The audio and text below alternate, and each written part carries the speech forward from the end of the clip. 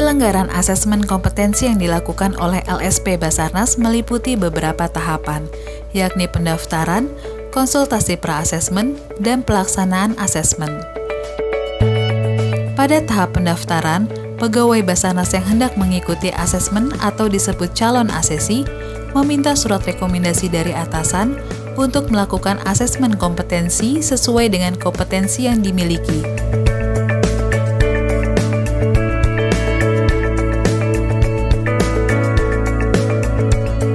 Surat rekomendasi tersebut selanjutnya dibawa ke bagian administrasi LSP Basarnas untuk usulan pendaftaran asesmen.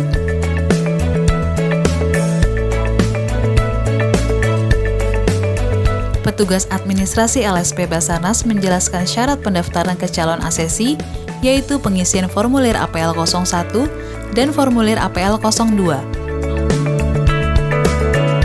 Formulir APL 01 berisi data pribadi calon asesi.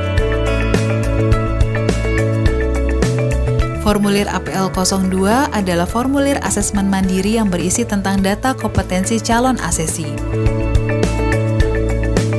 Saat mengisi formulir APL 02, calon asesi diminta menilai secara mandiri kemampuan dirinya terhadap elemen-elemen dari unit kompetensi, serta melampirkan bukti dukung dari standar kompetensi yang dimiliki calon asesi. Selesai mengisi formulir APL 01 dan formulir APL 02, calon asesi menyerahkan kembali ke bagian administrasi LSP Basarnas untuk diperiksa kelayakan berkas dan formulir yang telah diisi. Calon asesi kemudian mendapatkan jadwal dan nama asesor untuk tahap selanjutnya, yakni konsultasi pra-asesmen.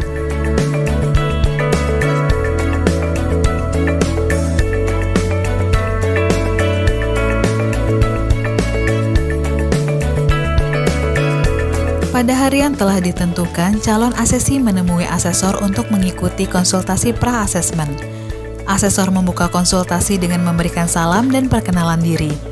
Selanjutnya menempatkan calon asesi dalam kondisi yang kondusif dan nyaman. Asesor kemudian menjelaskan dan mendiskusikan tujuan konsultasi pra-asesmen ke calon asesi. Asesor melakukan pengecekan kembali formulir APL 01 beserta bukti-bukti yang dilampirkan oleh calon asesi. Setelahnya, asesor memvalidasi formulir APL 02 yang telah diisi, disertai bukti-bukti yang dilampirkan dengan mengacu pada kriteria valid, asli, terkini, dan memadai. Merujuk pada hasil review ini, asesor melengkapi formulir APL 02 dengan hasil rekomendasi layak atau tidak calon asesi ke tahap selanjutnya. Tahapan berikutnya, asesor menjelaskan kepada calon asesi elemen-elemen kompetensi yang nantinya akan diujikan. Asesor juga menjelaskan metode dan perangkat asesmen yang dijalankan oleh calon asesi. Apakah menggunakan metode verifikasi portofolio, observasi demonstrasi, tes tertulis, tes lisan, wawancara, verifikasi pihak ketiga, studi kasus, atau metode lainnya. Sesuai rencana asesmen yang telah ditentukan saat konsultasi pra-asesmen, asesor dan asesi bertemu di lokasi yang telah ditentukan untuk pelaksanaan asesmen. Saat membuka asesmen, asesor mengkonfirmasi kesiapan asesi untuk menjalani proses asesmen. Selanjutnya, asesor juga mengonfirmasi kembali detail rencana asesmen yang telah disepakati sebelumnya kepada asesi. Disusul kemudian pengumpulan bukti asesmen berupa pelaksanaan observasi demonstrasi. Setelah itu, asesor mempersilahkan asesi untuk mulai mendemonstrasikan atau mempraktekkan kompetensi yang dimiliki sesuai dengan tugas kerjanya.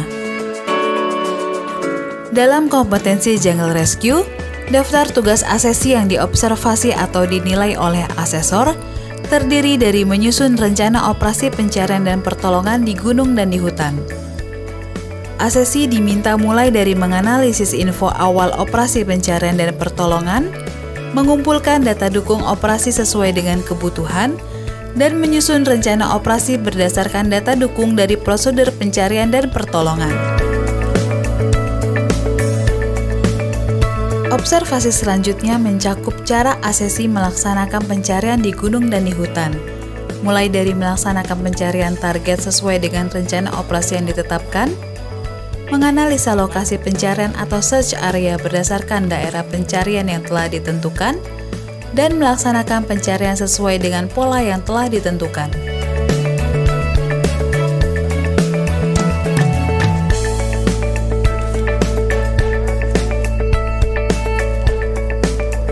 Selanjutnya, asesor mengobservasi pertolongan korban yang dilakukan oleh asesi, yaitu menilai korban sesuai situasi dan kondisinya, menentukan tingkat kesadaran korban berdasarkan respon korban, dan menangani korban berdasarkan kondisi korban.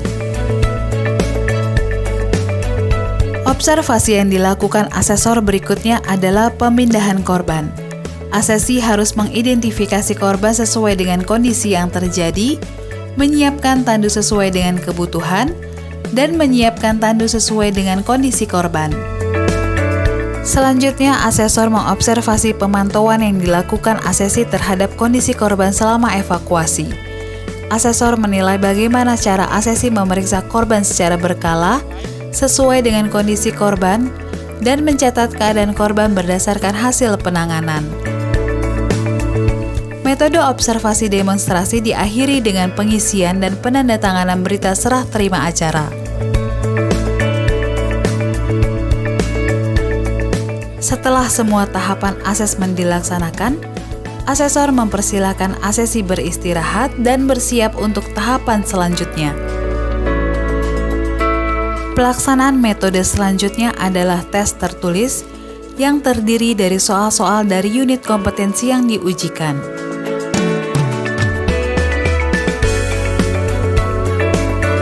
Asesor kemudian menyusun penilaian dan memutuskan apakah asesi sudah memenuhi kriteria kompeten atau belum kompeten. Setelah itu, asesor memanggil asesi ke ruangan untuk menerima hasil penilaian proses asesmen yang telah dilaksanakan. Pada tahap ini, asesor memberikan umpan balik kepada asesi terkait pencapaian asesmen dan memberikan rekomendasi tindak lanjut hasil asesmen.